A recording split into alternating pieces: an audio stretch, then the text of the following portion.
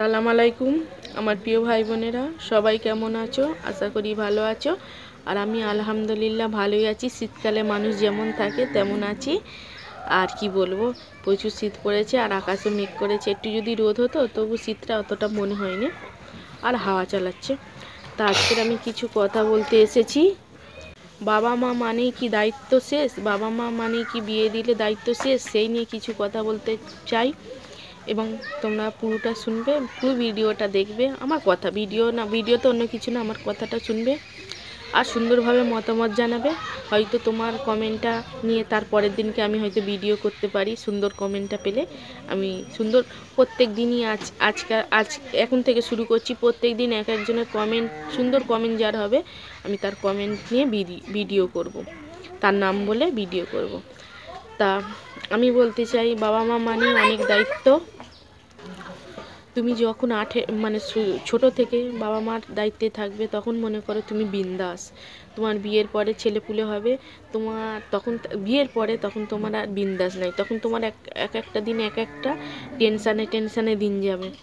কোনো দিন হয়তো স্বামীর টেনশানে দিন যাবে, আমার স্বামী কখন বাড়ি ফিরবে, কখন ঘরে আসবে, এই চিন্তায় থাকবে।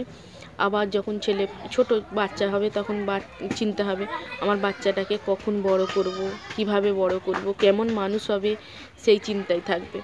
তারপরে যখন তোমার ছেলেরা পরিপূর্ণ বয়স হয়ে যাবে, মানে একটু বড় হবে, তখন তোমার আরও চিন্তা হয়ে যাবে আমার ছেলেটা কি করছে, আমার মেয়েটা কি করছে, আমার মেয়েটার কোথায় বিয়ে দেবো, আমার ছেলেটার বৌমা কেমন হবে, এই নিয়ে দুনিয়া চিন্তা। বাবা মা মানে জীবন। যখন তুমি বাবা মা হবে তখন তোমার চিন্তার শেষ থাকবে না।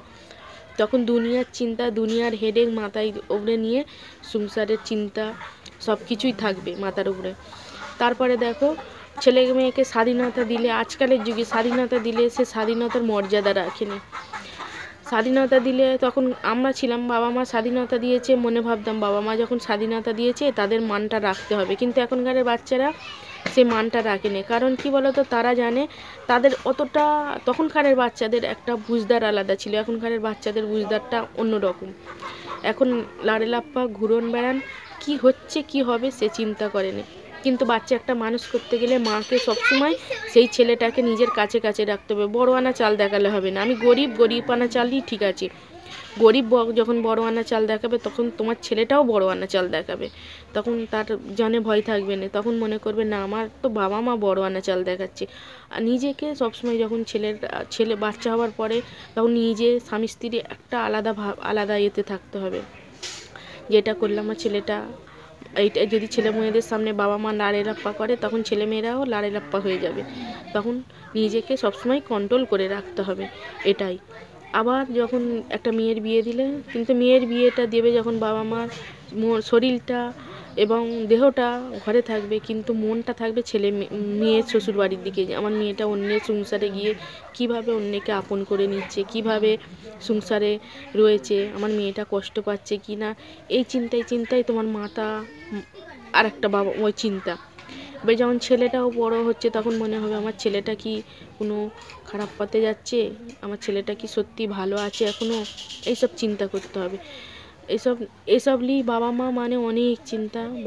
অনেকেই বাবা মা ভাবে যে বিয়ে দিলে ছেলে মেয়েদের কর্তব্য শেষ। না, বাবা মা কোনো দিন কর্তব্য শেষ হয়নি। ওরা বাচ্চা, ওরা যতই বড় হোক না কেন, কিন্তু একটা মা বাবার কাছে ছেলে মেয়েরা সবসময় বাচ্চা থাকে। তা সেই রকম ভেবে ওরা বাচ্চা। তা ওরা যদি ভুল পথে যায়, তোমরা মা বাপেরা সেটা ঠিক পথে আনার জন্য ছেলে মেয়েদেরকে সবসময় বোঝাতে হবে যে না, এটা ভুল পথ, এটা ঠিক নয়। তা অনেকে ছেলে মেয়েরা বাবা মার কথা গ্রাহ্য করে না, কিন্তু না, ছেলে মেয়েদেরও বুঝতে হবে যে বাবা মা স্বাধীনতা দিয়েছে বলে নিজের মতো যাব, স্বাধীনতা দিয়েছে বলে বাবা মার ঘুম হারাম করে দেব, এসব ছেলেমেয়েরাও ঠিক নয়। তো এই জন্য কিছু ছেলেদের জন্য, কিছু মেয়েদের জন্য যারা ভালো, যাদের মনের দিক দিয়ে অনেকটা বাবা মা চিন্তা করে সবসময় যে আমি যদি কিছু অন্যায় করি আমার মা বাপ শুনতে হবে, আমার মা বাপের চিন্তা হবে।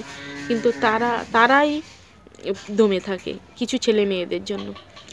তা আমি যেটা আমার বুদ্ধিতে সবসময় একটু খেয়াল রাখো, একেবারে ডাঁটান থেকে খেয়াল রাখো, ছেলে মেয়েদের প্রতি খেয়াল রাখো।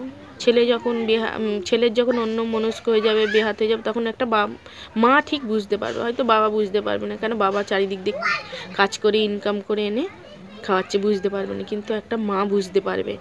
তখন তাকে ঠিক পথে আনার জন্য মাকে সবসময় ছেলের বন্ধু হয়ে থাকতে হবে, মেয়েদের বন্ধু হয়ে থাকতে হবে। সবসময় শাসন, রাগারাগি, গালাগালি এটা কোনো কথা না।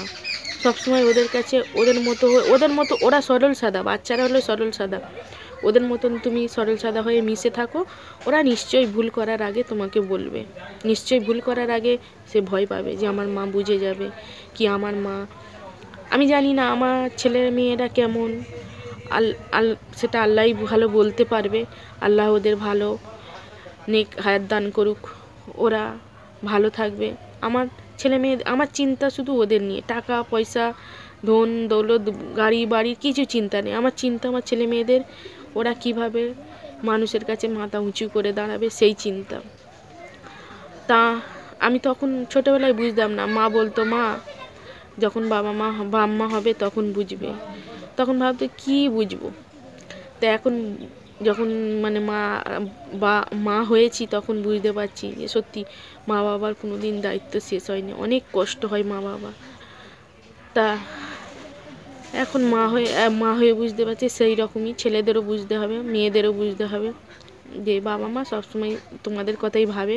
সব ছেলেদেরই বলতেছি, বাবা মা অন্য কারোর কথা ভাবে না, ছেলে মেয়েদের কথাই ভাবে, তোমাদের কথাই ভাবে। তোমাদের ছাড়া তাদের জীবনে, মা বাপের জীবনে ছেলে মেয়ে ছাড়া গুরুত্ব কারণই নেই। যতদিন থাকে তার বাবা মা, কারণ আমার বাবা মা যতদিন ছিল, বাবা মা শাশুড়ি, ততদিন তাদের প্রতি আলাদা টান ছিল, ছেলে মেয়েদের প্রতি টান আলাদা ছিল। কিন্তু এখন আমার ওই মানুষগুলো নেই বলে কিন্তু ছেলেদের প্রতি টান আলাদা, তাদের প্রতি টান আলাদা। সবসময় মনে হয় তাদের কথাগুলো মেনে চলার এবং তাদের কথাগুলো ভেবে চলার মতো। তা আল্লাহ সবাইকে নেক হায়াত দান করুক, সবাই ভালো থাকুক আর সুস্থ থাকুক আর সেই সালামতে থাকুক। আল্লাহ হাফেজ। হয়তো বেশি কথা বলে ফেলেছি, অনেকে ভাববে বড্ড কথা বলে ফেলেছে। ঠিক আছে, সবাই ভালো থেকো, আল্লাহ হাফেজ।